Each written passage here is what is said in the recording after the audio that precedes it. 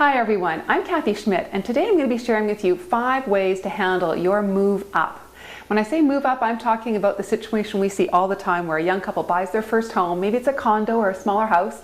Maybe they have a child, but maybe that second child comes along, or maybe one of the partners starts to work from home and everything just starts to feel squished. So if that's you, you might have wondered, how do you even get started? What do you do? How do you manage this whole move from this place to this place when your equity's in the current house? Where does the money come from? It can feel really overwhelming. But good news is we do this all the time. Your lender does this all the time. And frankly, the vast majority of people buying are also selling at the same time.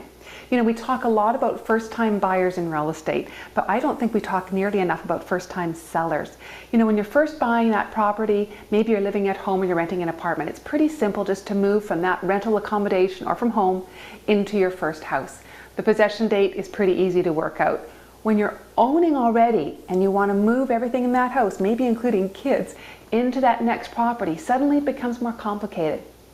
I thought it'd be really helpful to lay out these 5 steps for people to help you understand how you can make that move, what things to consider, and again, just to add a little peace of mind that we do this every day. The vast majority of people moving are buying and selling at the same time. So if this is the first time you're doing that, not to worry, we can get you through it, as can your lender, I'm sure. So first thing to consider is one very important question, and that is simply, what would keep you more up at night? Temporarily owning 2 houses or temporarily owning none? Now, anytime I've asked this question, people have said to me, I don't like either option. And I understand that completely.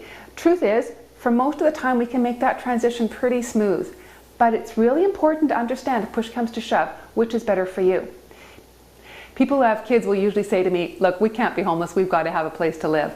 Often people maybe without kids or maybe in a little more flexible life situation will say, you know what, we've got family in town with a big house and frankly they're going to be away for a while. We can actually bunk in there for a bit. So for them, maybe selling first might be the right way to go.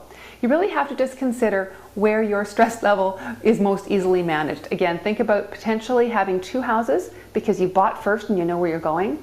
Or think about potentially not having any homes at the moment because you've sold first, but you know how much you have to spend. Those are the 2 things to consider.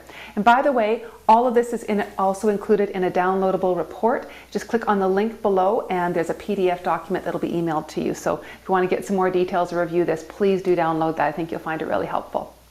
Second thing to consider, bring your lender into the picture early. I can't stress this enough. Absolutely, you know, your realtor is going to be able to give you an opinion of market value. That's something we do for our clients all the time. Knowing what your property is worth is going to help you make a decision about what you could maybe afford to spend on your next home. We can also help you see what those dollars will buy you, and you can decide how much more you might spend on that property if you're moving up, or how much less you'd like to spend potentially if you're moving down. But bringing your lender into the picture early is vital because potentially you might need something called bridge financing, interim financing, where your first property is officially sold, but the money hasn't changed hands yet because people haven't exchanged keys and possession date hasn't happened. So you might be actually selling your current property, say for a date 3 months from now, but 2.5 months from now, taking possession of your new home. In that 2-week period, the lender knows that your first property is sold. And they're going to, in most cases, happily lend you the money to buy your next property. But you do need to bring them into the picture early so they can orchestrate all of that for you, organize it, make it seamless, smooth, and also keep your financing costs down to a minimum. So you really want to have that conversation with your lender early. And again, just like your realtor, they do this every day. And they'll be very, very happy to explain to you how they can help you through that. Third thing, be realistic about time frames and be set up in advance to be flexible. What I mean by that is recognize that packing always takes longer than we think it's going to take. You know we've got a lot to do in our homes and a lot to pack up and put away, but when you really start to put it all in boxes, it takes a lot longer usually than we think. Pre-pack as much as you can. First of all, it's going to make your house show even better. It's going to be less cluttered, less looking a little bit like it's your home, a little bit easier for the next person to imagine their things there. But secondly, by pre-packing, if you get a great offer with a quicker possession date, maybe you're able to accommodate that because you're a little bit more prepared. So prepare as well as you can in advance. Think about those things ahead of time.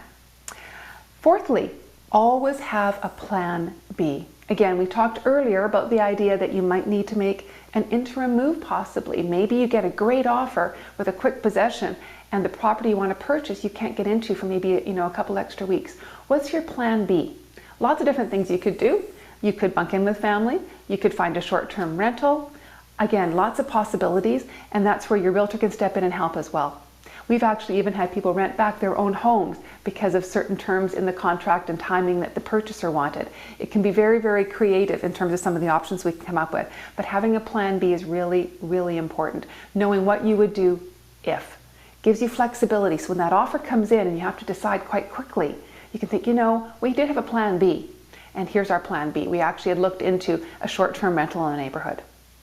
And lastly, get creative and remember to have some fun with all this. Keep the big picture in mind. Why are you doing all this? Because you want to have a better day-to-day life. Delaying it, yes, might seem a little bit easier in the short term, but probably you're not going to find that your house grows and you have more space. Probably you're going to continue to feel squished. So you might as well bite the bullet and move on and get that bigger space if it's something that you really feel you need for your day-to-day life. So in the midst of all of the moving, in the midst of all of the packing and all the showings, have a little bit of fun with it, especially if you've got kids. Bring them into the big picture, remind them that they're each going to have their own room, talk about the positives of the move. And again, when you're having a lot of showings, perhaps on a weekend, take them to the water park, make it some fun. It can be a little bit of a stressful time for kids. And do the same for yourselves if you don't have kids. Go out to a movie, again, go out for dinner, try and give yourself a little bit of extra TLC and just recognize it is a little bit stressful having your home on the market.